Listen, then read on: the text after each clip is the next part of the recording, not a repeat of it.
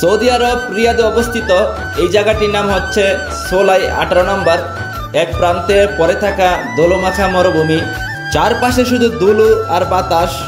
সামনে কিছু ঘর দেখতে পাচ্ছেন, এখানে কোনো লোক থাকে না। মাঝে মাঝে সৌদিরা এসে চা গাওয়া খায়, আড্ডা মারে। এই মরুভূমির নীরবতা হয়তো অনেক কিছু বলে, সব ঠিক হয়ে যাবে, প্রবাসীদের নীরব কষ্ট। সামনে দিয়ে তৈরি হচ্ছে কোম্পানির ভিলা, কোম্পানির লোকজন মাঝে মাঝে এখানে এসে ঘোরাফেরা করে। সামনে দেখতে পাচ্ছেন গাড়িগুলো, এগুলো কোনো কোম্পানির গাড়ি না, এগুলো হচ্ছে কোম্পানিতে থাকা যারা কাজ করেন তাদের গাড়ি। তারা নিজের টাকা থেকে গাড়িগুলো কিনছে।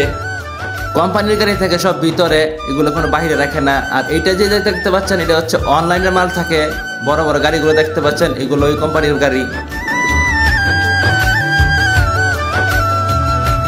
এখানে দেখেন আবার জালিতে রাখছে, ভিতরে যেন মানুষ না যাইতে পারে সেজন্য।